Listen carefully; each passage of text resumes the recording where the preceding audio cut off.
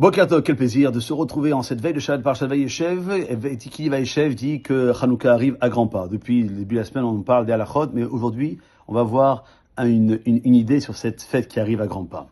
Le Shla Kadosh explique que l'objectif premier de Hanouka, c'est de louer, de remercier Akadosh Baruch Hu, parce qu'en vérité, l'intention des Grecs était de faire disparaître la Torah et les mitzvot.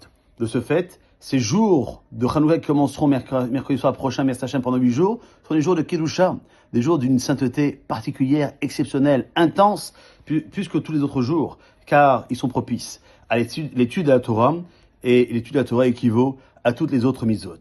Et là, à Hanouka, la majorité des gens étudient moins et s'occupent de manger que des beignets.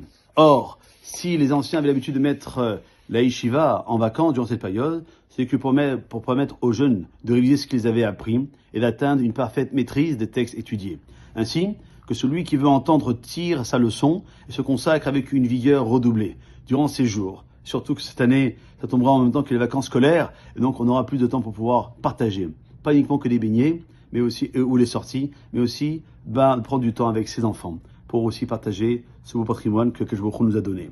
On doit comprendre comment le miracle de la petite fiole d'huile suffit à lui seul à faire de ces 8 jours des jours de louange à Dieu, où on récite le Hallel complet, même si lorsqu'il y aura un Rosh Chodesh durant cette fête de Hanouka, le Hallel sera complet à la différence des autres jours, des autres Rosh Chodesh. Et ça sera jusqu'à la fin des temps.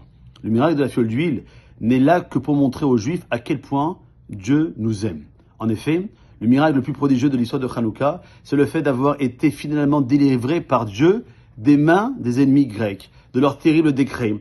Le fait que Dieu ait renversé la situation et qu'il a fait régner les Juifs à la place des Grecs. Mais le miracle des bougies, chers amis, prouve que Dieu a fait résider sa présence parmi nous et leur est de nouveau favorable. Car même la lumière qu'on allumait à l'ouest dans le temple, dans le Beth Amikdash, cette bougie, ne restait plus allumée en permanence depuis la mort de Shimon HaTzadik. C'est cela qui a valu que l'on fixe cette fête de Hanouka pour l'éternité.